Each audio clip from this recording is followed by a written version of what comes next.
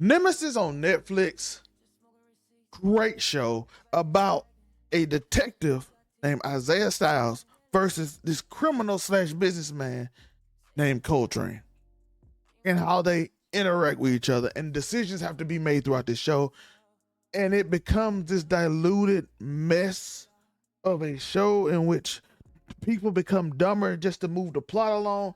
But it was so entertaining that I don't care, really. And before we get into the real review, I have a question for you. We have two characters that I want to know your opinion on in the comments: Dion or Charlotte. Who would you trust more? If you had to trust one, I know it's silly, right? If you watch the show, you know it's silly to say I trust either one. But who would you trust more? Dion or Charlotte? Now, in one corner, we got Dion, who is the dumbest person ever. And we all know someone like Dion. Not to the extent of Dion. Because Dion has every problem that a problem red flag friend has. He has a gambling addiction. He has multiple baby mamas. He's slow. He got pride. Like, he has every problem. He has every issue that you would have with a friend. He lie a lot. He goes behind your back. No one trusts him because he's him. He has every issue in the world, and he ruins everything. He talks too much. He doesn't know how to shut up. He'll just go somewhere to get you in trouble. Like, he'll take a picture on a video on the phone if you out with somebody and then your girl see it. Like, I thought you said you was here. He that type of dude. Versus Charlotte, who is brilliant, but doesn't trust a soul. And she meddles too much. She in everybody's business to the point where even if you're perfect, she will have somebody there and get in the way. To the fact it hurt so much later on that she feel like she has to do everything for people she like, and she only really love one person. To the point where she'll betray anybody. And I know it sounds easy, but Charlotte will betray you. Dion won't. Dion would just mess you over. But who could you deal with your personality more? Dion or Charlotte? Let me know in the comments, because I found that part very entertaining. So let's get into this review.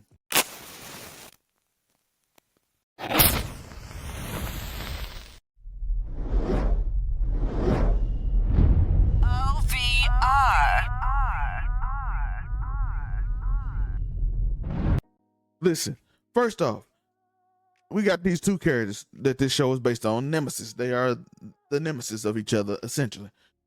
We have Coltrane, who is a perfectionist. He's in a mode of a ghost type. As you know, this was written out of creators of power. So he's more of a ghost type. He's not as smart as Ghost. He has more blind spots than Ghost. And he kind of the smartest character, but he doesn't run things like it. Listen, if Ghost was here, a lot of this would be taken care of, because he has similar blind spots, but he has a lot more that kind of hurt.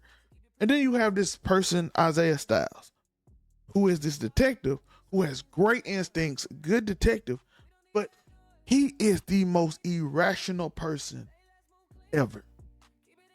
He will do anything. Listen, he should be arrested by the end of the show.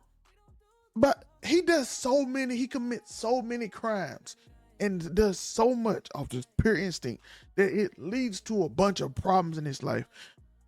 To the point, we can talk about this. He could have ended this in the second episode if he wasn't so irrational. He literally had the person set up to set the thing up in a few days from his boy who had the crime, and he had his snitch inside. He could have waited a few days. The snitch wouldn't have got ended. Coltrane wouldn't have known about him looking into him. And then they could have used the other guy they had later on with the other guy who led this charge, who led the task force that they was doing to get this other group with the Persian man.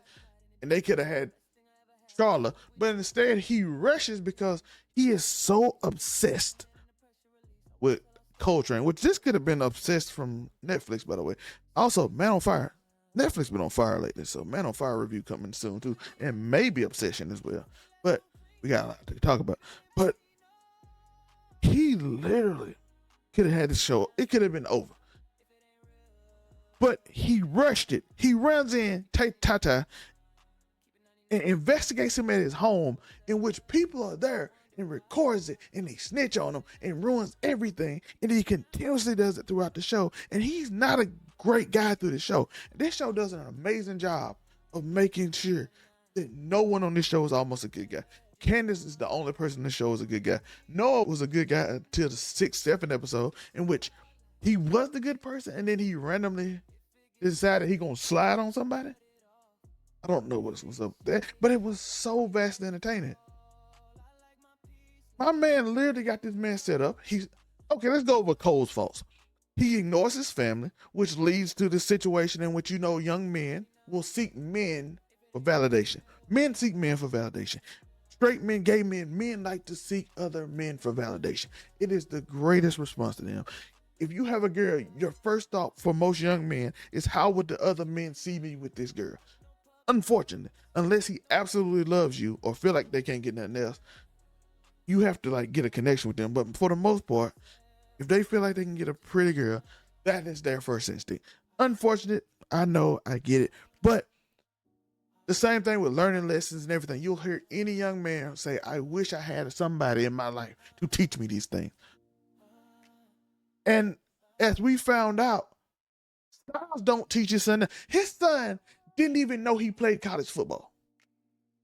When his boss, the captain, told him, your daddy was good at football. He played at USC. He was way better. My dad played football. Why does your son, who is playing high school basketball, not know that you played a sport? To the point where he goes to his granddad, who we find out Amos, who looks like he's going to be this inspirational figure who's turned his life around, but it turns out he's still just a nightmare who just stabs people in the neck because he's unhinged. And I'm like, whoa, that was a change in personality real quick just because he snatched a chain? By the way, most people, even his partner, just switches personalities. They switch personalities based on how this show goes. They just switch personalities. And then he just does these things. He hates his father without asking questions. Oh, you gonna make my son like this? Which he ends up doing anyway, because Amos is crazy. Like I said, he had some reason. He's like, I just didn't snitch on you because I don't snitch.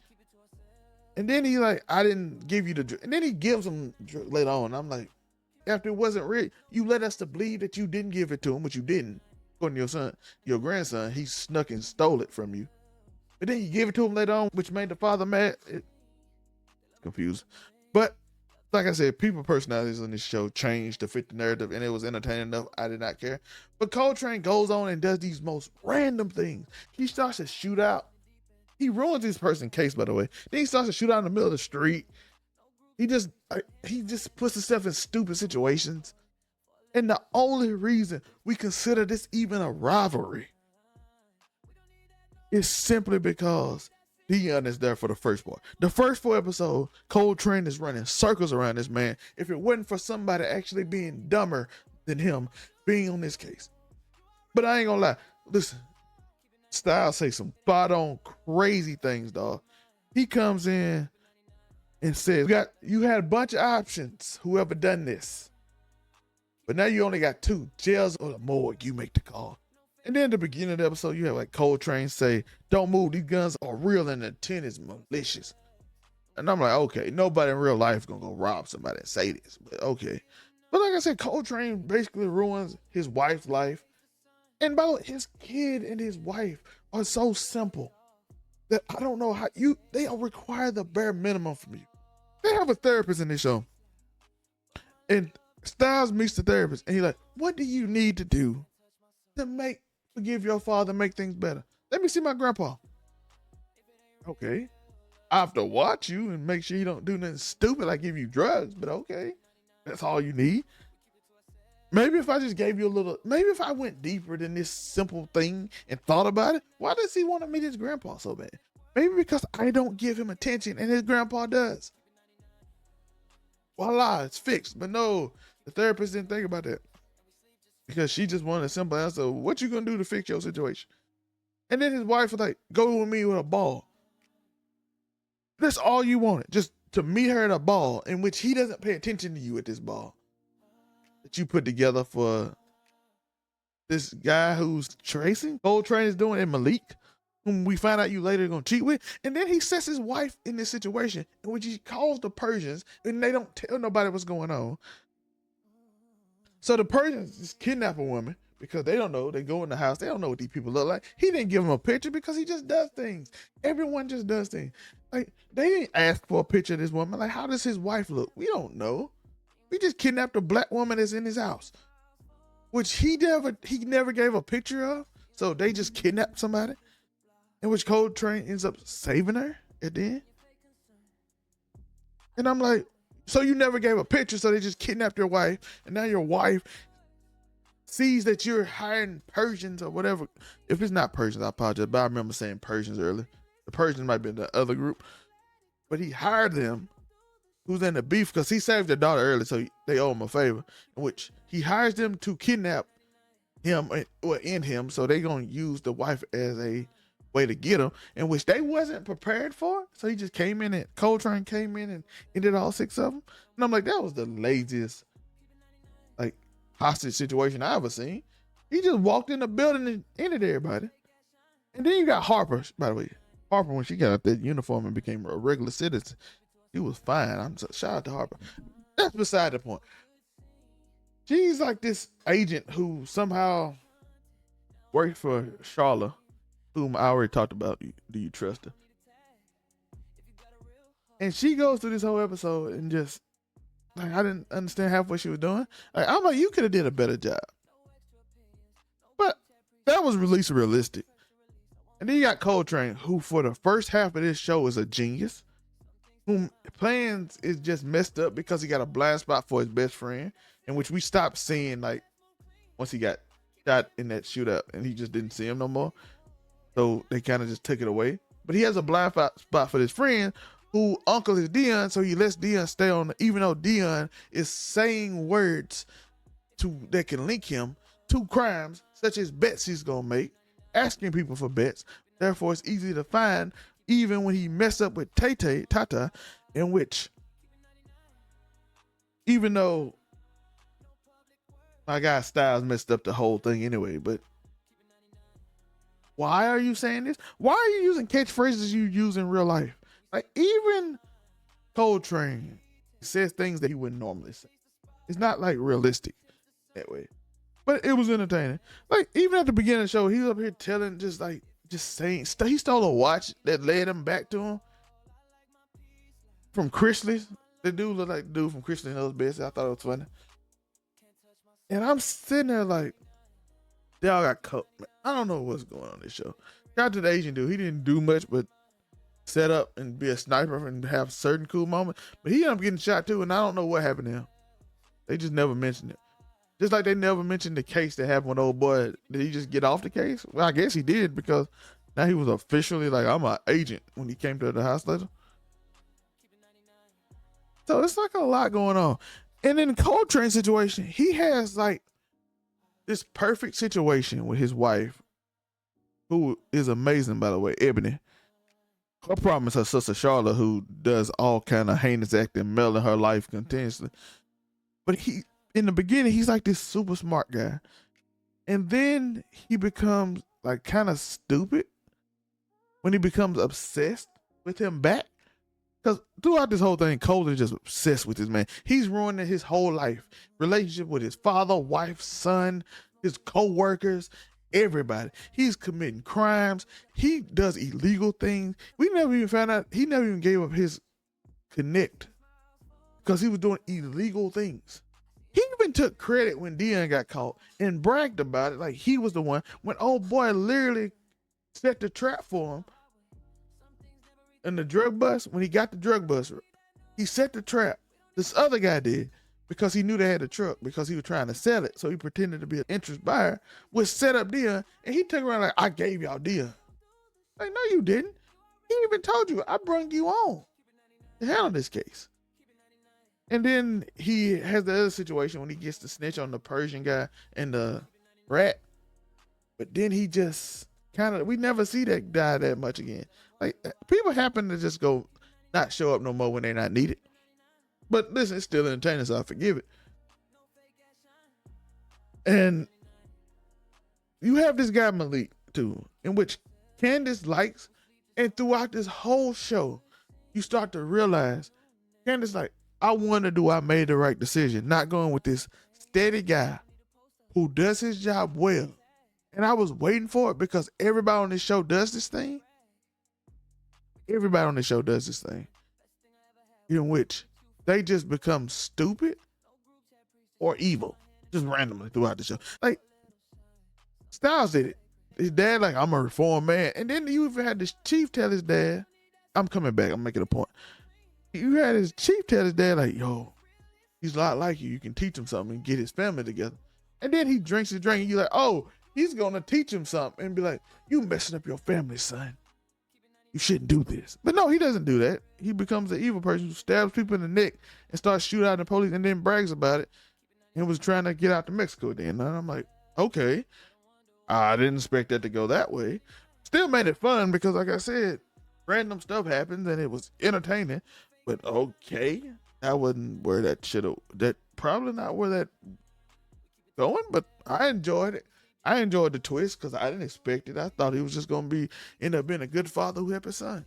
He had the Malik situation in which you thought that Candace was going to be like, I love my husband. I'm not going to cheat with you. Even though we might cheat one time, I'm going to feel bad and snitch. No. At the end, she's like, you know what? My husband had me kidnapped. Not on purpose, but he had my friend kidnapped. And it ended up harming me because my husband is obsessed with this man. He led my son to go to gang members. He put my family in danger.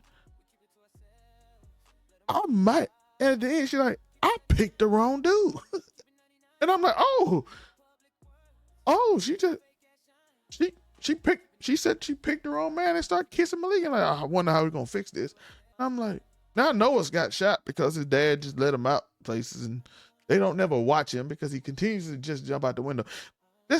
This kid in every episode probably left his window every episode. And I'm like, y'all ain't noticed that he just leaves every episode.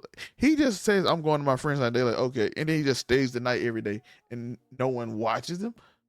Noah just does what he wants to the point where all of a sudden at the end, he's a kid who never had gang culture, was a basketball player, and now he's going to slide on people with gang members. And I'm like, you don't know what you're doing, sir. He put the gun in his pants without the safety on. He trying to have a Plexico Burr situation. Listen, this movie is crazy. But in the end, I don't know who won because Charlotte said she has a plan and the baby is going to be back and all that. And then we see Coltrane running down the street.